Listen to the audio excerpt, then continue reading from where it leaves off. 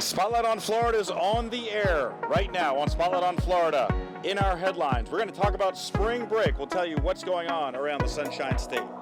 And we had a chance to go to the Savannah Banana Game here in Tallahassee, and people came all over to come visit Florida, so we highlighted tourism, and they love it here. And the Strawberry Festival is underway. We'll tell you what you can expect in Plant City. All that right now on Spotlight on Florida. And Kenzie, here we are. We're still in Tallahassee, folks.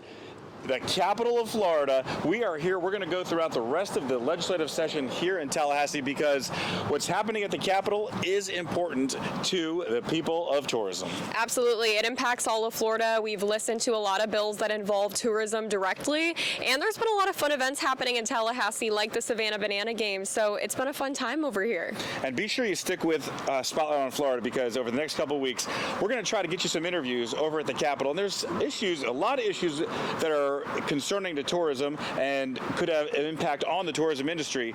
We're going to talk about a fun one, which is the state bird. We'll see how that bill is going and progressing through the system. There's also the bill to deal with the elimination of the penny and how everyone's going to deal with that around the state. So that's a big one, and a whole lot more. We're going to be trying to pull some interviews and tell you what's happening and what you can expect in the coming year after the legislature adjourns.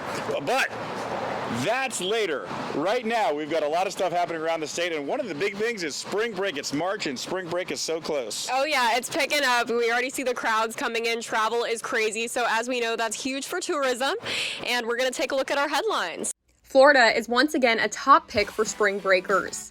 New data from Spirit Airlines shows Fort Lauderdale ranking as the #1 most searched spring break destination, while Fort Myers comes in at #4. In fact, 4 of the top 10 most searched getaways are right here in the Sunshine State. Tourism leaders say it's another sign that Southwest Florida's comeback is gaining momentum and attracting travelers from across the country. With visitors heading to the beach for a spring break, there's one thing travelers should keep in mind. Spring break is almost here, and Florida's beaches are getting ready for sunshine, swimsuits, and big crowds. But before you toss a few drinks into that cooler, here's a quick heads up. Florida's open container laws generally prohibit drinking alcohol in public spaces, something that a lot of people don't know, and that can include many beaches. Some cities allow it in certain areas, others do not at all. Officials say checking local rules before you go can help you avoid an unwanted citation. A little planning now can help make sure your beach day stays fun. And along the Gulf Coast, the Tampa Bay area is already preparing for a busy few weeks. Spring break season is officially ramping up, and officials say crowds are expected to start arriving now and continue through mid-April. Last year, Tampa International Airport handled more than 3.3 million passengers during the spring break period. Tourism partners say this year is record-breaking for visitation across the state. With beaches, attractions, and warm weather on tap, it's shaping up to be another strong spring break season for Florida tourism. All right, some of your headlines and just a preview of spring break in Florida, and I'm pretty excited. Oh, it's going to be wild. It always is. Once we get out of Tallahassee and the legislature, maybe we should go cover some spring break stories. Hey, let's go to the beach. I'm always up for that. Right? I think that sounds great. All right, send in what you think. Where should we go for spring break? Email us at spotlightonflorida@gmail.com and let us know where you think our cameras should show up for spring break. Yeah, did you see those crowds too? So many people already piling in. Yeah, it's awesome. All right, listen, folks, it's time to move on to our big event of the week. Right now, it's already going on in Plant City. It is the Strawberry Festival, and this is an annual event, and we love this event. It's coming up, so we have a preview for you, a highlight video, and some interviews from the Strawberry Festival to give you a preview of what you can expect. The reason we have the Strawberry Festival is it's a celebration for the end of the strawberry harvest.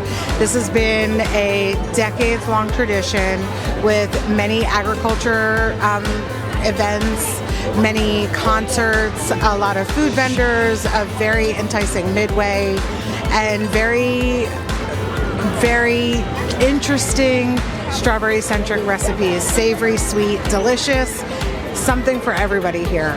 Hey guys, I'm Hillary Hartline at Johnson Barbecue. We've been here at the festival since the 70s in the exact same location. Our feature item is our brisket berry taco with cabbage, our brisket, and our strawberry pico de gallo topped with queso fresco. I mean, the Strawberry Festival is Plant City. Everybody in this area just comes together. The volunteers that are out here, it is a huge community event. It's awesome to be a part of it. My family and I are out here every single day working. My husband's in law enforcement out here every day, so it is just a huge part of our family. We enjoy it every year. Oh my goodness, we're at Brody's Mac and Cheese with Jeremy, who has come up with quite an invention here. You came all the way down from where? Punxsutawney, Pennsylvania. Okay, everyone knows that, where that is. Now, you have found a way, tell me, to put strawberries and mac and cheese together. That's what it looks like, folks. What are we eating here? Yeah, that's our strawberry mac and cheese. We did just for this festival, and it's been a huge hit. So Tell me how you put strawberries and mac and cheese together. So that's a white cheddar mac and cheese with a cavatappi noodle, and we use sweetened strawberry compote for the topping. The reaction so far has been what, Jeremy? Honestly, the majority of the people have really liked it. It's very, very different. You know, a lot of people say it tastes like cheesecake, especially those first couple bites, because you're getting the noodle, the cheese, and the strawberry all in one bite. So we've had a lot of repeat customers with it, honestly. So I would think so. Only here in Plant City, only at the Strawberry Festival, strawberry mac and cheese. Thanks so much. yeah, thank you, guys. I'm Jasmine Figueroa. I've been working the Strawberry Festival for I think 4 years now. I am with Alessi Bakery. We have been in Tampa for 113 years. We are Tampa's #1 Italian bakery. So we've been doing quite a bit of good sweet stuff. One of our most popular things is going to be our Strawberry Napoleons. It is a puff pastry with Bavarian cream, which is our homemade whipped cream and custard mix. Fresh whole strawberries in the center, whipped cream on top, and whole strawberries as well. We have chocolate dipped on some, strawberry glazed on the other. Our other most popular item is going to be our famous Italian eclair. It is custard filled, fudge on top. As you can see, we have a whole bunch of options to choose from.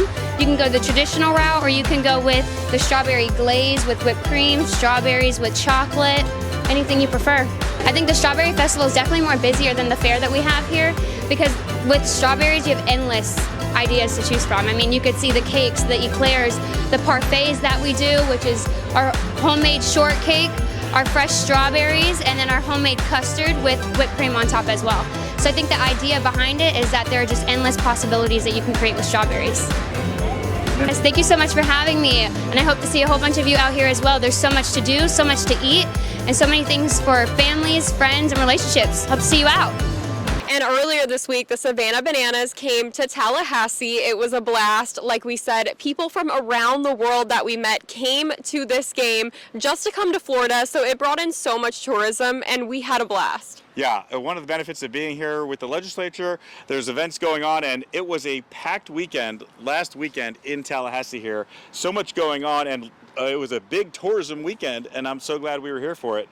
They had baseball games, they had football games, they had softball games, and the Savannah Bananas. And if you haven't seen the Savannah Bananas, you are missing out completely on a big treat, because it is taking over the entire country. It started in Savannah, but now, like you said, they travel all over.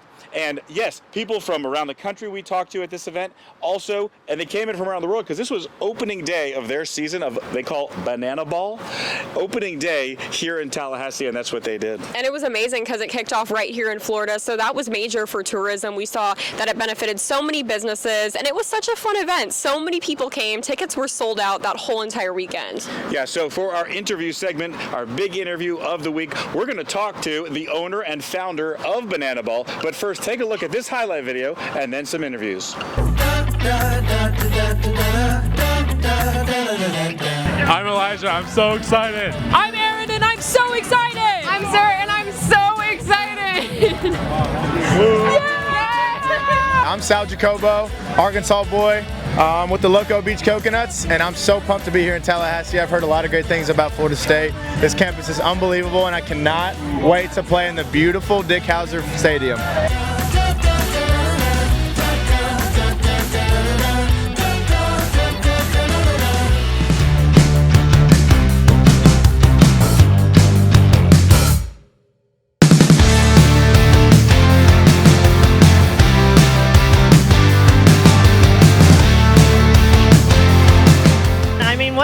love about Banana Ball. It's just pure joy in the form of sport, dance, music, and it's my 3rd year in the K Club, and I just take every chance I get to travel around and see different cities and see the banana ball in action. All right, standing here after the game with probably my new favorite person in the country, Jesse Cole, founder and creator of Banana Ball. That was my first time seeing it, first time in Tallahassee. Man, you got something crazy here. That was my first time seeing something like that. It was really special. The first game for the Coconuts, Firefighters' first home, kick us off.